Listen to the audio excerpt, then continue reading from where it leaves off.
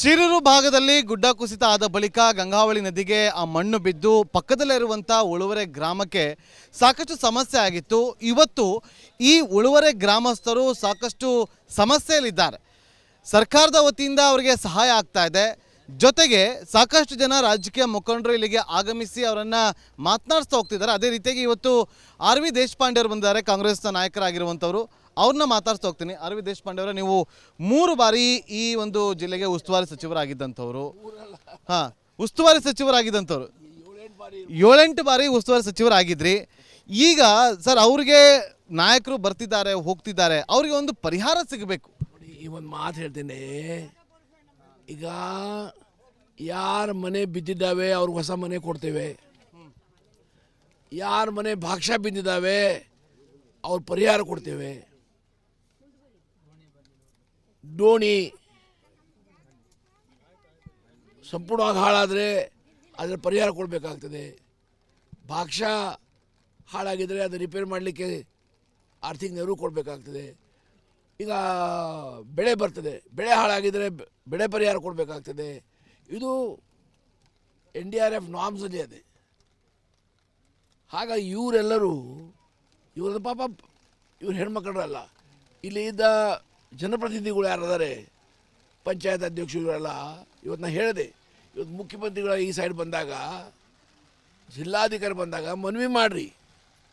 ಆ ಮನವಿಯಲ್ಲಿ ಏನೇನು ಆಗಿದೆ ಅನಾಹುತ ಅದ್ರ ಪರಿಚಯ ಮಾಡಿಕೊಡ್ರಿ, ಮತ್ತು ಪರಿಹಾರ ಕೇಳಿಕೊಡ್ರಿ ಅಂತ ಹೇಳಿದೆ. ನನಗೂ ಒಂದು ಕಳಿಸ್ತಾ ಹೇಳಿದ್ದೇನೆ. ಹಾಗೆ ನಾನು ಈ ಭಾಗದ ಬಗ್ಗೆ ಪ್ರಯತ್ನ ಮಾಡ್ತೇನೆ. ಯಾಕಂದರೆ ನಾನು ಇಷ್ಟೊಂದು ಕಷ್ಟ ಜನ ನೋಡಿಲ್ಲ. ಇದ್ರ ಹಿಂದೂ ಆಗಿದ್ದಾವೆ ಅನಾಹುತಗಳು, ಇಂಥ ಅನಾಹುತ ಅಲ್ಲ, ಬೇರೆ ಬೇರೆ ರೀತಿಯ ಅನಾಹುತಗಳು ಆಗಿದ್ದಾವೆ, ಅದನ್ನು ನೋಡಿದ್ದೇನೆ. ಆ ಸಮಯದಲ್ಲಿ ಏನು ಪರಿಹಾರ ಕೊಡಬೇಕು ಕೊಟ್ಟಿದ್ದೇವೆ.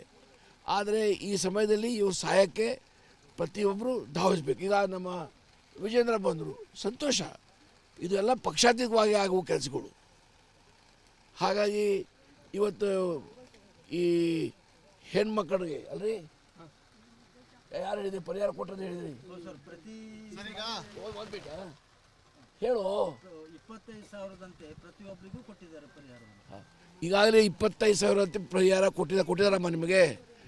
ಅವರು ಹೇಳ್ತಿರೋದು, ಸಚಿವರು ಬಂದಿದ್ರು, ಉಸ್ತುವಾರಿ ಸಚಿವರಾಗಿರುವಂಥ ಮಾಂಕಾಳ್ ವೈದ್ಯ ಅವರು ಸುಮಾರು 15 ಲಕ್ಷ ಪ್ಯಾಕೇಜನ್ನು ತಂದು ಹೋಗಿದ್ರು. ಜೊತೆಗೆ ಅವರು ವೈಯಕ್ತಿಕವಾಗಿ ಪ್ರತಿಯೊಂದು ಮನೆಯವ್ರಿಗೂ ಕೂಡ 10,000 ಕೊಡುವಂಥ ಕೆಲಸವನ್ನು ಮಾಡಿದ್ರು. ಶಾಸಕರಾಗಿರುವಂಥ ಸತೀಶ್ ಶೈಲವರು ಕೂಡ 5,000 ರೂಪಾಯಿ ಕೊಡುವಂಥ ಕೆಲಸ ಮಾಡಿದ್ರು. ಆಸ್ಪತ್ರೆಯಲ್ಲಿರುವಂಥವ್ರಿಗೂ ಕೂಡ 10,000 ಸಹಾಯವನ್ನು ಮಾಡ್ತಾ ಹೋದರು.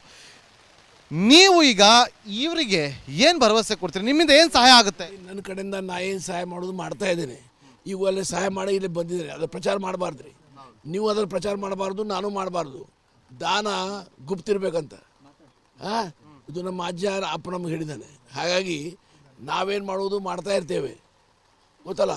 ಹಾಗಾಗಿ ಅದ್ರ ಬಗ್ಗೆ ಪ್ರಚಾರ ಆಗಬಾರ್ದು. ಮತ್ತು ಇದು ಮಾನವನ ಕರ್ತವ್ಯ. ಜನ ಕಷ್ಟದಿದ್ದಾಗ ಆರ್ಥಿಕವಾಗಿ ಸಂಪನ್ನ ಜನರ ಸಹಾಯ ಹೋಗುವುದು ಇದು ಮಾನವನ ಧರ್ಮ, ಗೊತ್ತಲ್ಲ. ಅಜ್ಜಿ ನೋಡಿ, ಈಗ ಭರವಸೆ ಕೊಟ್ಟಿದ್ದಾರೆ. ಅವರು ದಾನ ಮಾಡೋದ್ರ ಬಗ್ಗೆ ಎಲ್ಲೂ ಕೂಡ ಹೇಳ್ಕೊಳ್ಳೋದಿಲ್ಲ ಅಂತ ಹೇಳಿದ್ದಾರೆ. ಆಯ್ತಾ, ಯಾರು ಹೇಳ್ಬೇಕಾ? ನಾವು ಹೇಳ್ತೀವ್ರ, ನಮಗೆಲ್ಲ ಉಳಿಲಿಕ್ಕೆ ಜಾಗ ಇಲ್ಲ. ಅದು ಮುಖ್ಯ ಆಗ್ಬೇಕು ನಮಗೆ. ಆ ಮನೆ ಬಿದ್ದರೆ ಮನೇಲಿ ಉಳಿ ಪರಿಸ್ಥಿತಿ ಇಲ್ಲ. ಮನೆ ಬೇಕು, ಜಾಗ ಬೇಕು ನಮಗೆ. ಶಾಲೆ ವ್ಯವಸ್ಥೆ ಏನಾದ್ರು ಆಗ್ಬೋದು ಸರ್ ಸರ್ಕಾರದ? ನೋಡಿದ್ರೆ ವಿಚಾರ ಮಾಡೋದ್ರಿ, ವಿಚಾರ ಮಾಡು ನೋಡಿ. ಆ ಬಗ್ಗೆ ವಿಚಾರವನ್ನು ಮಾಡ್ತೀವಿ ಅಂತ ಹೇಳಿದ್ದಾರೆ ಕಾಂಗ್ರೆಸ್ನ ನಾಯಕರಾಗಿರುವಂಥ ಆರ್ ವಿ ದೇಶಪಾಂಡೆ ಅವರು. ಕಾದ್ ನೋಡೋಣ ಇಲ್ಲಿನ ಗ್ರಾಮಸ್ಥರಿಗೆ ಆರ್ ವಿ ದೇಶಪಾಂಡೆ ಅವ್ರ ಕಡೆಯಿಂದ ಯಾವ ರೀತಿಯಾಗಿ ಸಹಾಯ ಆಗುತ್ತೆ ಅಂತೇಳಿ. ಕ್ಯಾಮ್ರಾ ಪರ್ಸನ್ ರಾಕೇಶ್ ಜೊತೆ ನಾಗೇಂದ್ರ ಬಾಬು, ರಿಪಬ್ಲಿಕ್ ಕನ್ನಡ, ಉತ್ತರ ಕನ್ನಡ ಜಿಲ್ಲೆ. ಶಿರೂರು ಭಾಗದಲ್ಲಿ ಗುಡ್ಡ ಕುಸಿತ ಆದ ಬಳಿಕ ಅದರ ಮುಂಬದಿಯಲ್ಲಿರುವಂಥ ಗಂಗಾವಳಿ ನದಿಗೆ ಗುಡ್ಡ ಬಿದ್ದಿತ್ತು. ಅದಾದ ಬಳಿಕ ಉಳುವರೆ ಗ್ರಾಮಸ್ಥರಿಗೆ ಒಂದು ರೀತಿಯಲ್ಲಿ ಅತಂತ್ರದ ಸ್ಥಿತಿಗೆ ತಲುಪುವಂಥ ಪರಿಸ್ಥಿತಿ ಎದುರಾಗಿತ್ತು. ಇವತ್ತಿಗೆ 7 ದಿನ ಆಗಿದೆ.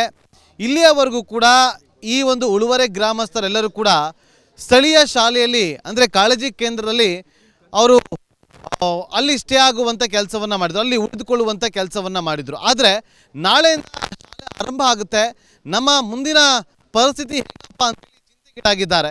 ಅವನ್ನ ಈ ಬಗ್ಗೆ ಮಾತಾಡ್ಸಿ ಹೋಗ್ತೀನಿ. ಯಾಕೆ ಈಗ ನಾಳಿಂದ ಸ್ಕೂಲ್ ಶುರುವಾಗುತ್ತೆ ಅಂತ ಹೇಳ್ತಾ ಇದ್ರಿ, ಮತ್ತೆ ಕಾಳಜಿ ಕೇಂದ್ರವನ್ನು ಬಿಟ್ಟು ಬರಬೇಕು, ಮುಂದೆ ಏನು ಅಂತ? ನಮಗೆ ಇಲ್ಲಿ ಬೇಡ, ನಮಗೆಲ್ಲರೂ ಒಂದು ರೂಮ್ ವ್ಯವಸ್ಥೆ ಮಾಡಬೇಕು. ಇಲ್ಲಿ ಮತ್ತೆ ಇಲ್ಲಿ ಜಾಗ ಬೇಕು, ಮನೆ ಬೇಕು. ಅಲ್ಲ ಈಗ ಸದ್ಯಕ್ಕೆ ನಿಮಗೆ ಕಾಳಜಿ ಬಾಜಿ ಮುಂದೆ ನಮ್ಗೆ ಈಗ ನಾಳೆಗೆ ಉಳಿಲಿಕ್ಕೆ ಜಾಗ ಬೇಕು, ಇವತ್ತಾದ್ರೂ ಅಡ್ಡಿಲ್ಲ. ಕಡೆಗೆ ಏನೋ ಕೇಳಿದ್ರೆ ನಮ್ಗೆ ಶಾಶ್ವತ ಜೀವನ ಪರಿತ್ರಿಗೆ ಒಂದು ಮನೆ ಕೊಡ್ಬೇಕು ನಮಗೆ. ಎಲ್ಲಿ ಹೋಗುವಷ್ಟಾರ ನಾವಿಲ್ಲ. ನೀವೆಲ್ಲಿ ಕಾಳಜಿ ಕೇಂದ್ರದಲ್ಲಿ ಉಳ್ಕೊಂಡಿದ್ದೀರಾ? ಹೌದೌದು. ಈಗ ನಾಳೆ ಸ್ಕೂಲ್ ಖಾಲಿ ಆದ್ರೆ ನೀವೆಲ್ಲಿ ಹೋಗ್ತೀರಿ? ಎಲ್ಲೂ ಜಾಗ ಇಲ್ಲ ನಿಮ್ಮ ಹತ್ರ ಬೇಡ್ತಾರ. ಹಾಂ, ನಮ್ಗೆ ಜಾಗ ಇಲ್ಲ ಅಂತ ನಿಮ್ಮ ಹತ್ರ ಕೊಡಿ ಏನು ಬೇಡ್ಕಂತಾರ ನಾವು. ತೊಂದ್ರೆನೇ ಮತ್ತೆ ಇಲ್ಲಿ ಬಂದ್ರೆ ತೊಂದ್ರೆ ಇಲ್ಲ. ಎಷ್ಟು ಜನ ಇದ್ರಿ ಈಗ ಅಲ್ಲಿ ಕಾಳಜಿ ಕೇಂದ್ರದಲ್ಲಿ? ನಮಗೆ ಫಸ್ಟಿಗೆ ನಾವು ಇಲ್ಲಿ ಕೊಡೋತ್ತಿಗೆ ಆ ಕೊಪ್ಪ ಈ ಕೊಪ್ಪ ನಾವು ಕೊಟ್ಟಿದ್ರು, 40 ಕುಟುಂಬನ ಕೊಟ್ಟಿದ್ರು. ಈಗ ಎಷ್ಟು ಜನ ಆಗಿದೆ ನಂಗೆ ಗೊತ್ತಿಲ್ಲ ಸೇರು, ನಮ್ಗೆ ಗೊತ್ತಿಲ್ಲ. ಈಗ ಅವ್ರು ಮನುಷ್ಯ ಕಾಣಂಗೆ ಹಚ್ಚಿಟ್ಟಿದ್ದಾರೆ, ನಮಗೆಲ್ಲ 40 ಕುಟುಂಬ ಅಂತೇಳಿ ಹಚ್ಚಿದ್ರು ಅವಾಗ. ಈಗ ನಾಳೆಯಿಂದ ಸ್ಕೂಲ್ ಸ್ಟಾರ್ಟ್ ಆಗುತ್ತೆ, ಮಕ್ಕಳು ಸ್ಕೂಲ್ಗೆ ಹೋಗ್ಲೇಬೇಕು. ಈಗ ನಿಮಗೆ ಕಾಳಜಿ ಕೇಂದ್ರದ ವ್ಯವಸ್ಥೆ ಆಗಬೇಕು. ನಮ್ಗೆ ಇವತ್ತಾರು ಅಡ್ಡಿಲ್ಲ, ನಾಳೆ ಇರಲಿ ಬಿಟ್ಟು ಹೋಗ್ತಾರೆ, ನಮ್ಮ ಉಳಿತರಲ್ಲಿ ಕಾಳಜಿ ಕೇಂದ್ರ ಬೇಕು ನಮಗೆ. ಈಗ ಉಳುವರೆ ಗ್ರಾಮಸ್ಥರ ಪರಿಸ್ಥಿತಿ ಇದು. ಈಗ ನೋಡಿ, ತಮ್ಮ ಮನೆಗಳನ್ನು ಕಳ್ಕೊಂಡು ಇವತ್ತು ಕಾಳಜಿ ಕೇಂದ್ರದಲ್ಲಿ ಅವರು ಆಶ್ರಯವನ್ನು ಪಡೆದುಕೊಂಡಿದ್ದಾರೆ. ನಾಳೆಯಿಂದ ಮಕ್ಕಳಿಗೆ ಶಾಲೆ ಆರಂಭ ಆಗುತ್ತೆ, ಶಾಲೆಗೆ ಎಲ್ಲರೂ ಕೂಡ ಮಕ್ಕಳು ಬರ್ತಾರೆ. ಹಾಗಾಗಿ ಕಾಳಜಿ ಕೇಂದ್ರದಲ್ಲಿ ಆಶ್ರಯವನ್ನು ಪಡೆದುಕೊಂಡಿರುವಂಥ ಉಳುವರೆ ಗ್ರಾಮಸ್ಥರು ಈಗ ಅಲ್ಲಿ ಖಾಲಿ ಮಾಡಿ ಬೇರೆ ಕಡೆ ಹೋಗಬೇಕು ಅಂತೇಳಿ ಅವರಿಗೆ ಸೂಚನೆ ಕೊಟ್ಟಿದ್ದಾರೆ. ಹಾಗಾಗಿ ಅವರಿಗೆ ತಾತ್ಕಾಲಿಕವಾದಂಥ ಒಂದು ವ್ಯವಸ್ಥೆ ಆಗಬೇಕಾಗಿದೆ. ನಾವು ರಿಪಬ್ಲಿಕ್ ಕನ್ನಡದ ಮೂಲಕ ಸರ್ಕಾರಕ್ಕೆ ಈ ಒಂದು ವಿಚಾರವನ್ನು ಗಮನಕ್ಕೆ ತರುವಂಥ ಕೆಲಸವನ್ನು ಮಾಡ್ತಾ ಇದ್ದೀವಿ. ಅವರ ಧ್ವನಿಯಾಗಿ ಈ ಒಂದು ವರದಿಯನ್ನು ಮಾಡ್ತಾ ಇದ್ದೀವಿ. ನೋಡೋಣ, ಸಂಬಂಧಪಟ್ಟಂಥ ಸ್ಥಳೀಯ ಶಾಸಕರು ಏನಾದರೂ ಇದಕ್ಕೆ ಸಂಬಂಧಪಟ್ಟಂತೆ ವ್ಯವಸ್ಥೆಯನ್ನು ಮಾಡಿಕೊಡ್ತಾರ, ಸರ್ಕಾರದ ವತಿಯಿಂದ ಏನಾದರೂ ವ್ಯವಸ್ಥೆ ಆಗುತ್ತಾ ಅಂತೇಳಿ ನಾವು ಕೂಡ ಕಾದು ನೋಡ್ತೀವಿ. ಕ್ಯಾಮರಾ ಪರ್ಸನ್ ರಾಕೇಶ್ ಜೊತೆ ನಾಗೇಂದ್ರ ಬಾಬು, ರಿಪಬ್ಲಿಕ್ ಕನ್ನಡ, ಉತ್ತರ ಕನ್ನಡ ಜಿಲ್ಲೆ. ಕ್ಯಾಪ್ಟನ್ ಅರ್ಜುನ್ ಕೊಂದಿದ್ದು ಯಾರು? ಅವ್ರ ನರೇಟಿವ್ ಎಲ್ಲಿಗೆ ತಂದಿಟ್ಟಿದ್ದಾರೆ ಅಂತಂದ್ರೆ ಸಂಪತ್ತನ್ನ ಹಂಚಿಬಿಡೋದು ಅಂತ. ಇದು ಸ್ಟುಡಿಯೋ ಟಿಪ್ಪು ಜಯಂತಿ ಮಾಡಕ್ಕೆ ಅವ್ರಿಗೆ ಖಂಡಿಸಿದ್ರು. Very nice. ಯಾರು ತಪ್ಪು ಮಾಡಿರೋದಿಲ್ಲಿ? ಓಲೈಕೆ ಹೇಳಿಕೆ ಇದು ಅಂತ ಹೇಳಿ ಯಾಕೆ ಪರಿಗಣಿಸಬಾರದು? ವೇದಿಕೆ ಇದು ಫೋಟೋ ಎಲ್ರಿಗೂ ಒಂದು ಟೈಮ್. ನಿಮ್ಮ ಸಮಯ ಮುಗಿದಿದೆ. ಅವ್ರು ಹೇಳೋಕ್ಕಿಂತ ಮುಂಚೆನೆ ಹೇಗೆ ಪ್ರತಾಪ್ ಸಿಂಹ ಪಾಸ್ ಕೊಟ್ಟಿದಂತ ಆಗ್ಲಿ ಡಿಕ್ಲೇರ್ ಆಗೋಗಿತ್ತು ಅಂತ ನನಗೊಂದು ಡೌಟ್ ಬಂತು. ಸಾಕು ನಿಲ್ಸಿ. ಕೆಟ್ಟ ಪದ ಬಳಕೆ ಕಾಂಪಿಟೇಷನ್ ಇಟ್ಟಿಲ್ಲ ನಾವಿಲ್ಲಿ.